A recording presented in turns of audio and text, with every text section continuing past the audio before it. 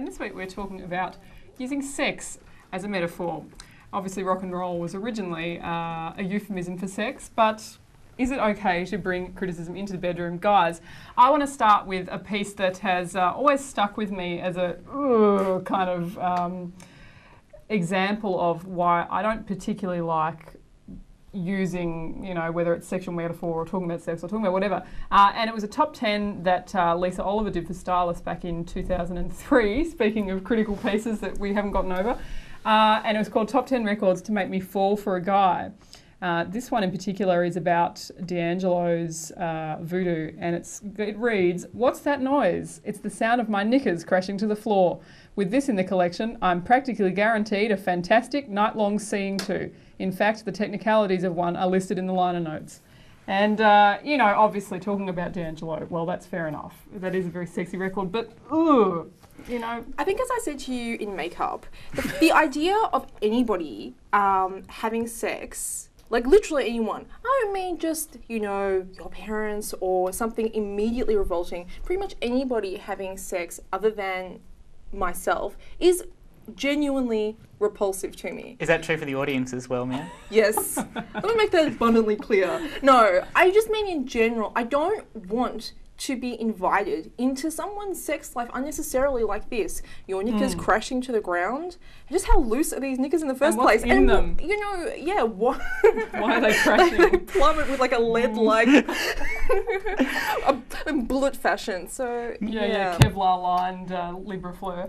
I also feel though that you always see this about D'Angelo or Maxwell or Tricky's first album or Prince, and it's almost verging on, you know, the rom-com scene where the guy trying to pick up the girl puts on Marvin Gaye or Barry White. Well, I believe we have some Barry We White should have tonight. some Barry White playing in the background. It's not even about really this person having sex. It's the critic paying tribute to this idea of sex that they would like to think that they actually have. Yes. They might have sex. I'm not saying that critics don't, but I think that just as they idealise a certain notion of, you know, the rock concert or the rock performer, there is this notion of sex which exists in these reviews, which is has very little to do with the real thing. There's kind of a subset of that too, I think, which is talking about, you know, hard rock or heavy rock as sexy. I know I've been personally guilty of some absolute howlers back in the early days, but you know, for example, Chuck Klosterman is a writer who, yeah, he's not shy coming up with that kind of stuff. Look, I have a theory when it comes to Chuck Klosterman, and full disclosure, I think Chuck Klosterman is actually awesome. I'm sort of over him now. I sort of outgrew him. That was sort of like a teenage infatuation, but anyway, that's another story. The point is, I became genuinely repulsed at some point when I realised that he was compelled, for whatever reason, to constantly mention music in relation to sex, and specifically sex that he was, that he implied that he was having. For example, in Fargo Rock City, he said something along the lines of, listening to band X is more like having sex with 2 nurses versus listening to band Y is more like having sex with like 5 flight attendants. Firstly, Chuck, you're no prize pig, okay? And you're obviously trying to underscore the idea that you are familiar with the act of sex. I can believe that you've had sex at some point in your life. I don't need to be constantly reminded of that. And I think ultimately it amounts to pretty lazy rock criticism. Well, it also leaves him open to the complaint that listening to James Blunt is like having sex with Chuck Klosterman. I mean, you know, really, none of these people, as you said, you don't really want to imagine these people having sex. Image I just didn't need in my head. Well, I find reading Chuck Klosterman is like having sex with James Blunt, so, you know, it swings both ways, unfortunately. Thank God for that MA rating. But, yeah, I sort of feel like not enough people rise to the challenge of talking about the relationship between music and sex as it actually is. Yeah. And one of the reasons I wanted to talk about that Soft Cell Tainted Love review is that it's actually trying to grapple with the way in which even pop music itself has a more sophisticated understanding of what sex is than most rock criticism or rock writing. Because Tainted Love is a really quite disturbing song when you get down to it, and it's disturbing because it doesn't actually distinguish between the positive sides of sex and the negative sides of sex at all.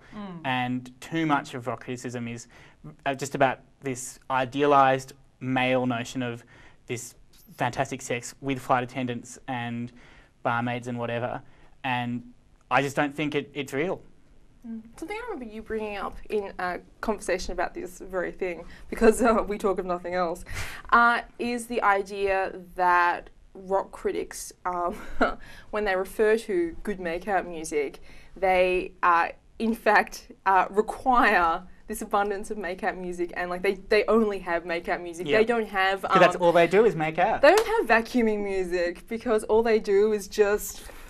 Whereas I probably talk too much about music to vacuum to, because it has a huge actual practical role in my life, and I wish more people would acknowledge that. That, you know, they spend time doing the chores and, you know, on the way to work, whatever. This is where you actually listen to music. Jogging. If you're listening to music while you're having sex, something's wrong. Yeah.